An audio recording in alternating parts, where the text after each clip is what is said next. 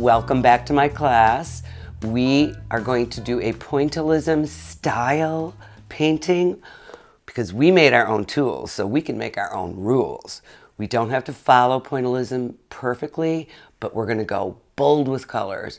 We're going to go bold with our tools and make amazing textures and shapes and go over, mix those colors up. Stand back, look at it, try it again. I'm ready. Let's go.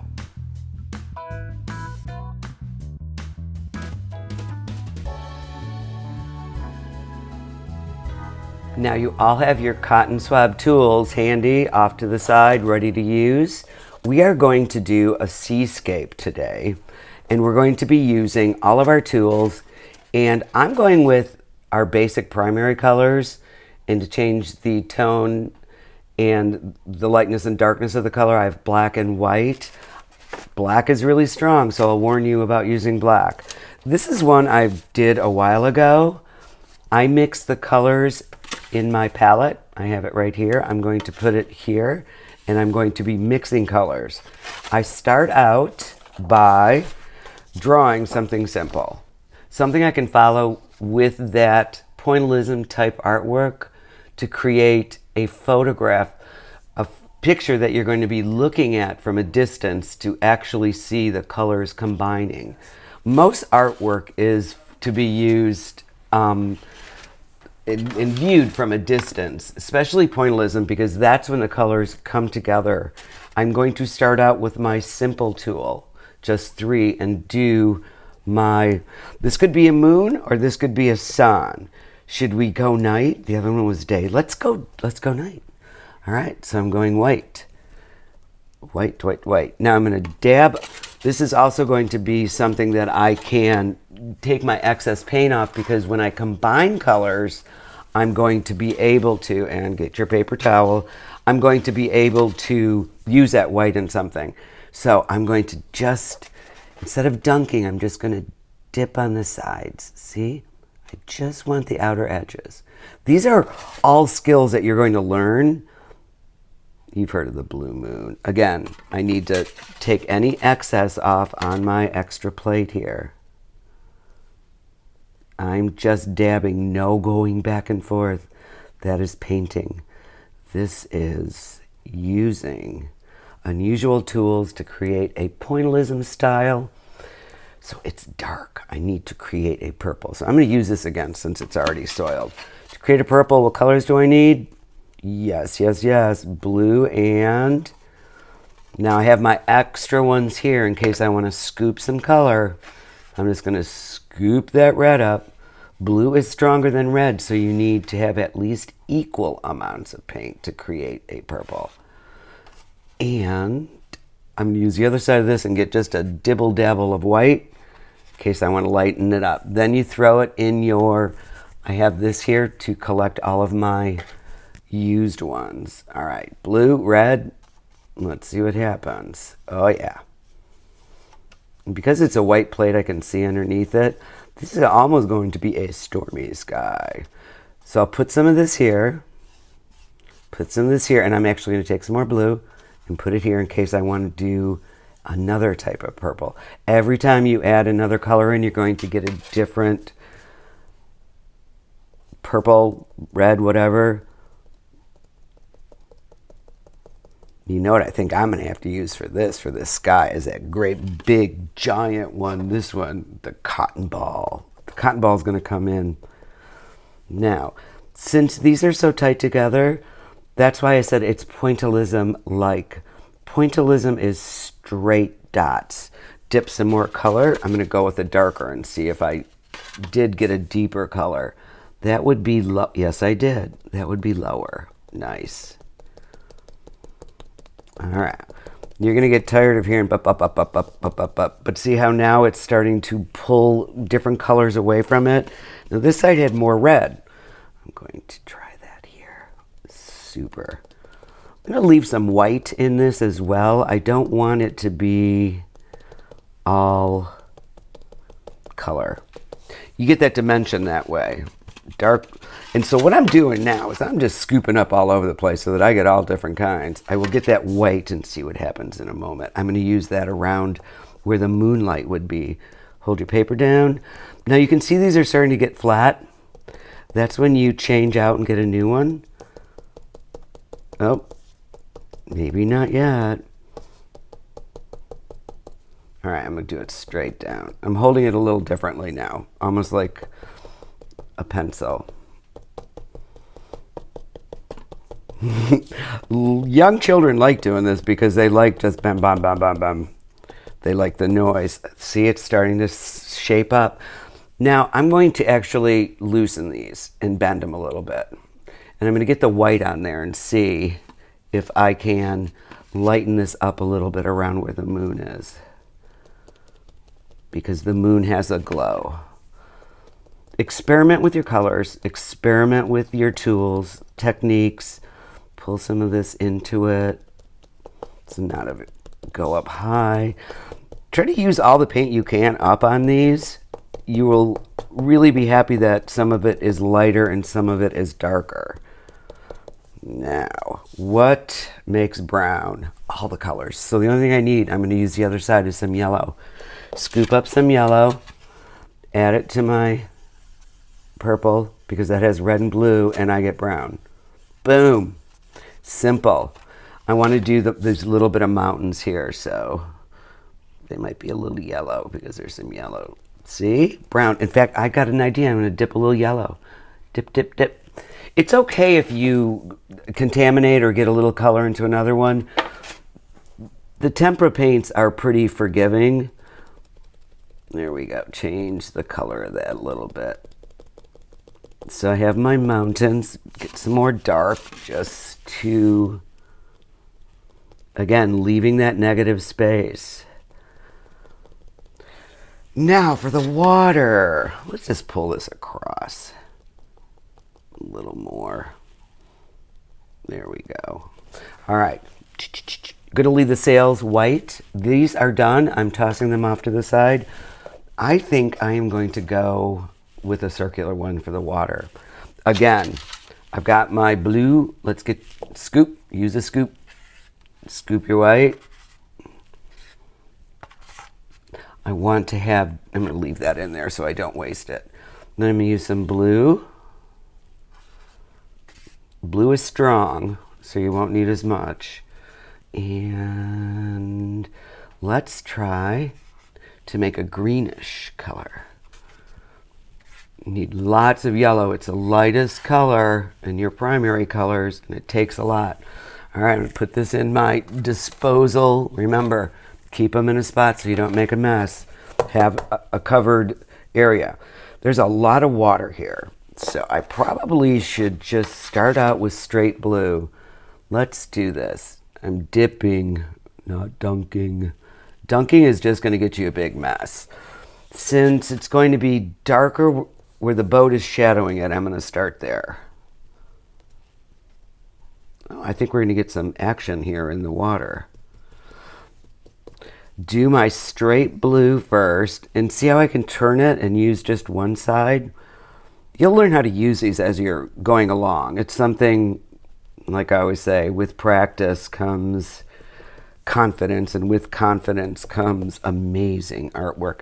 I'm actually going to grab a little purple too, just because I want this a little deeper. I want that shadow. You don't see that through the moon. And more straight blue to fill in here. It's good that there's a lot of water because it makes the end part. See how it gets thinner and thinner? Dip again. Don't dunk. You're going to get tired of me saying that, but I'm a big don't dunk. Dunking just makes globs of paint. It doesn't give any character to your artwork. It's not that you're doing it wrong. It's just you should go lightly. You can actually see the circles. And since the water is always moving, so let's see if I can get my green going. Dip it in the yellow. Dip it, let's just show you. Dip it back. Turn it around. Get a little green. More yellow. That's why I said yellow is, let's just pull it in there. Green is one of the hardest colors. You will always get this kind of olive army green. Now, I don't want a lot of this, but I want to pull in the sky and the water. So I'm going to gently pull these two together with this olive green. Can you see what happens now? It all becomes one unit. And I'm going to get more green and then move on to a light. So this is not done. I could use this still. All I have to do is dunk in my blue. Oh, no! Dip in my blue. Miss Linda. I kind of dunked. And then I'm going to move it in here and pull my white and get this new color. Not going to stir it around too much because this will be one shade. Once I stir it again, I'll get another shade. So this is lighter, so this can be some moonlight. Oh, that's kind of a cool color. So the moon is giving some light. We need to honor that with this lighter color. Even though it's not white, I think I'm going to get some more dark. It's too bad I couldn't make the green and the blue and get it turquoise. Let's see. Scoop some yellow up there. Let's see if we can do this. No. More blue. Now this is deep, so I'm putting some white in. This is the fun part about Q-tips. You can just swirl these guys around until you get the right color. More blue. Now, that's kind of a midnight blue. I like that. Once you put white in it, you're going to completely change it. Again, sometimes there's blue in the sky, even at night. So let's use some of this to darken our sky. It's not just purple. It's got this unusual, it's actually very green. But green and red are complementary colors, and you're putting it next to a purple. You're adding to that. And I think it looks quite nice.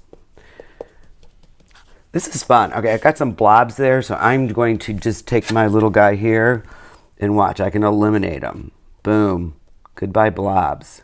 Just go over it with white. All right, let's just try that now. Whoops. A little bit too much. I dunked. I didn't dip. Am I in big trouble? No. Once you start going and you start going, it's like, ah, let's dip and dunk and move it around. There we go. Got rid of those big blobs. One more color to fill this in. We need our boat. Our boat, I'm going to use our flat ones. I'm going to save this one. I think I'm going to use it again, so we'll put it over here. I'm going to make brown again. Scoop up yellow. Yellow, lots of yellow. And then I'm going to put some purple in it. Whoa, that's a cool color. Now see, this is a different color than I used before. I need a little more dark in there. The red really makes a nice brown. See how that brown is? I'm just going to show you right here. And we'll give it a mast all the way up. Now if I add some red to it, it's going to change that, watch. So I can get different. No, that's too much red, Miss Linda. Always know that you're going to be experimenting even when you've done it more than one time. This is where I might take a little, and I mean a little black. The tiniest amount of black. See what happens with black? It just obliterates the color, which means it just destroys it. It makes it go away. If you use a tiny bit, you can get yourself a darker tone, darker shade. This is still too not brown enough. Black is intense as a color goes, but you can do some of your defining and try to get a picture of this from far away after I've finished it for you to see. By looking at it at a distance, you're going to see it in a different way. And I actually believe I need to somehow, I think I'm going to use this side. Let's see what happens. I want to just outline the sails. Now I'm going to go slow. You need something to define it. Okay, there we go. I'm just going to keep doing this and showing you until we're done. There you go. 1, 2, 3, 4, 5. Now there's not a lot, but there's enough for you to see. Let's make that mask just a little bit deeper. Okay, now I see a need to put a little reddish in there. We want the boat to show up, but we don't want to have too much color on it. I'll put a little red in the mountains too. You can always go back and finish things up. Now it's time to finish the water. I'm going to use this one, and I'm going to do, because I don't have much room on my palette anymore, I'm actually going to just dip this in here, move it around. I think I'm going to, since we're almost done, whoa, I need another hand. Since we're almost done, I've got one more. I need some more white. White and yellow, you need twice as much as you think. And we're going to go over this right now. All right. And this is going to be, you know, I need it brighter. I think I need to mix them together. See, it's like polka dotted. Let's see what happens. I think that we lost our blue.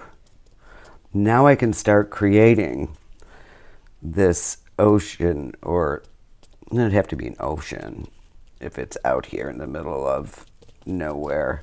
Filling in these spots that are not, this is where this comes in handy. You can use it either way. Now I'll get some more lighter colors. I don't want to lose that moonlight right there. Then I'm going straight blue. I'll put this down, move this up, hold this, and finish this painting up. All right, we are so close.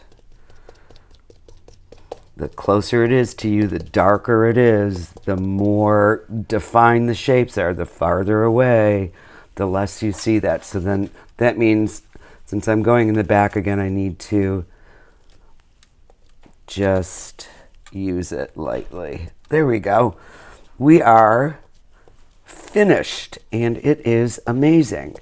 I will get a photo of this far away. I need some blue in the sky now. I just looked, and it's like, I've got this really cool color. You know, Miss Linda, you don't have to throw it away. If you can use it, use it. Got some blue on my hands, but that's all right. Let's actually define this with the blue as well. We are kind of segregating it and show a little blue. All right, I'm done. If I do any more, I'm just going to have too much paint on here, and you know sometimes I can get a little wild with the paint. It's like, put it down, Miss Linda, put it down. Use your tools, make a seascape or anything you like. This is a good way to start because you know you have the horizon line, you have two different levels of sky and the ocean, and it's a good way to begin. Practice. Don't be afraid to get wild with your colors, and don't be afraid to get messy, because that's half the fun.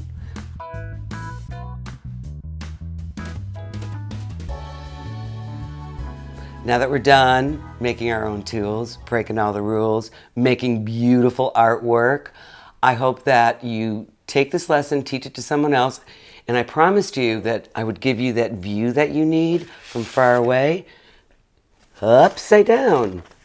That's Miss Linda's style. Take a look. Can you see how different it looks?